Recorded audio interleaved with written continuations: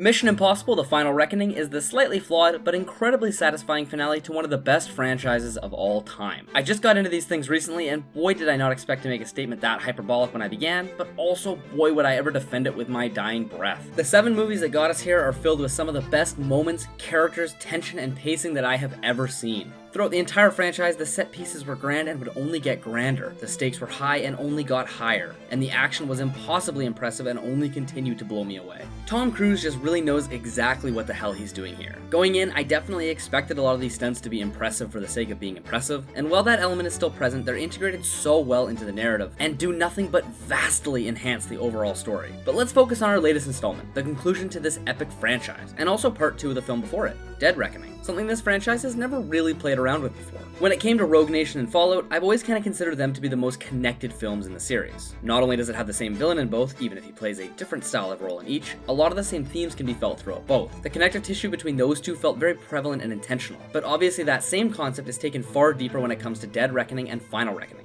They share a surname after all. Before we get into all the little details, let me just say that this film is remarkable. The expectations for me were sky high, and this film truly did exceed them, despite any and every flaw along the way. The charm is just undeniable. The action is so efficient and inventive. As someone who's always considered the action genre a little trite and boring, Mission Impossible is the exception, and The Final Reckoning in particular has some of our very best, most impactful moments to date. However, I do think MI7 does a few things a little bit better than MI8, namely the pacing and the character dynamics, and it's the second one where I think I have my biggest problems with the film. Where pacing is concerned, I regard this as the very best aspect of this entire franchise. Better than the action, better than the characters, better than everything. I have just been so enamored by how well these films jump from scene to scene, moment to moment, how the onslaught of action never feels overbearing, how they splice in the perfect amount of exposition at the perfect time. The openings are great, the transitions between beginning, middle, and end, and obviously the conclusions, which have only gotten longer and more grandiose with every film, are just so damn satisfying and leave you wanting more. In The Final Reckoning, however, there's a lot of goddamn story to be told. The entity isn't fully understood, our bad guy isn't fully understood, the steps the characters are going to need to take to get from where they are to where they want to be is still very much up in the air. The classic US-based group opposing Ethan and co seem particularly disruptive, and there's just a lot of stuff this movie has to show us both before it can really get into the nitty-gritty and during. It almost feels like this film was trying to be the Deathly Hallows Part 1 and Part 2,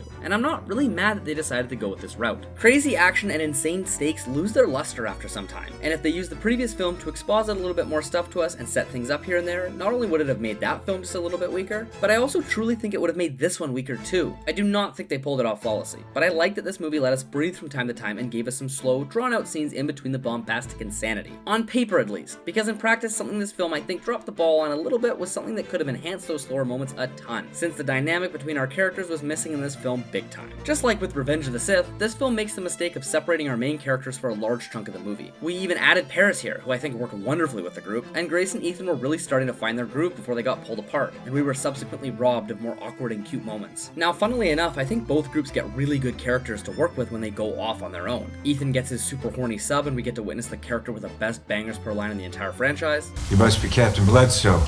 And you must be out of your mind.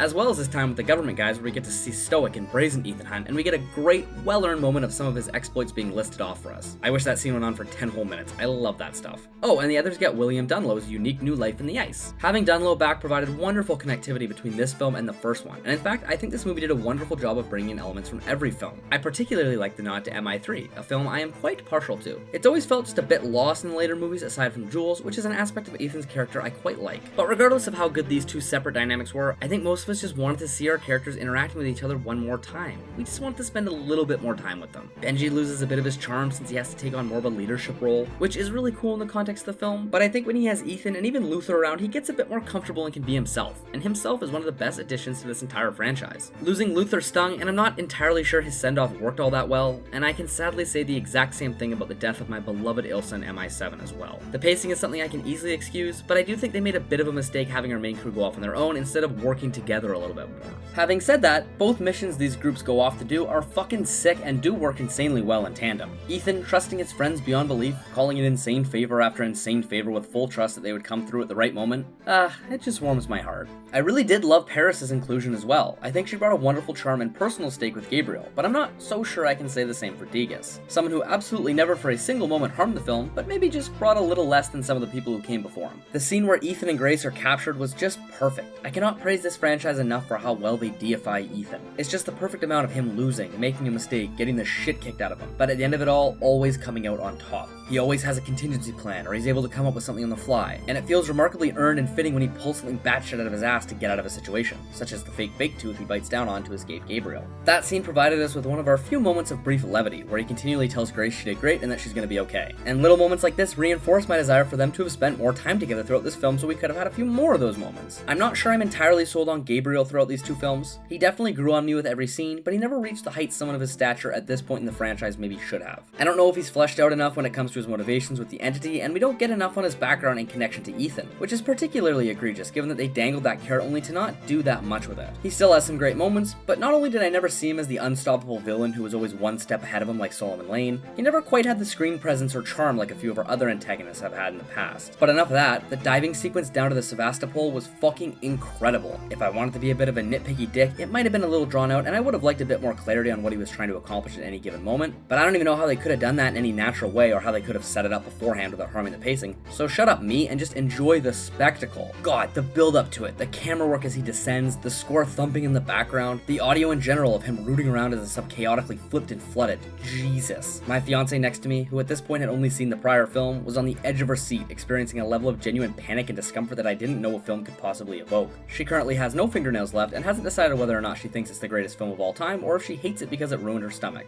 Probably both. I think we may have had one too many scenes of the government people talking about the same thing over and over, and boy did those fucking idiots trying to stop Ethan ever drive me insane. I kinda thought after the finale from Dead Reckoning, where he sorta lets him go, not to mention his partner straight up switching sides, would sway him a little bit, but as it stands, I don't think he had a sufficient motivation to want to capture Ethan that badly. I either would have liked him to have been swayed sooner, or been an all-out maniac like some of our prior US government guys who think Ethan is the Antichrist. I'm kinda undecided on whether or not I like this aspect of the franchise. It might be too infuriating how consistently someone who should be helping Ethan decides they'd rather let the entire world burn in front of them than let Ethan do what he wants to do. How easily and strongly they convince themselves that, oh yeah, well the last 18 times Ethan did save the world super selflessly, but this time he's gone too far and he simply must be stopped. Oh, and also, yeah, I'm the one who's gonna be able to stop him, despite the fact that every single person in existence has failed before me. I feel like I've complained a bit too much throughout this video, but believe me when I say none of it detracts from the overall product. It is mired with little issues here and there, but this is the perfect example of how the great moments are so great that they overshadow the little flaws. Who gives a fuck that we spend a tiny bit too long with boring government people when we get to see Ethan jumping from biplane to biplane? For as many tiny issues as I had, there are just as many tiny great moments that fly under the radar. Ethan telling Paris to kill Gabriel, showing just how desperate the situation has truly become. Dunlow and his wife immediately offering to sacrifice themselves in order to defuse the bomb. Grace stealing those guys' radios and guns, rendering them completely useless. Angela Bassett seeing her son and both of them remaining professional for a half second before embracing one another. I am so desperately sad to see this franchise go, but I am very happy with the send-off we got. The quality of these films just continue to get better and better, and I really think Mission Impossible will stand the test of time as one of the most consistently excellent film franchises ever.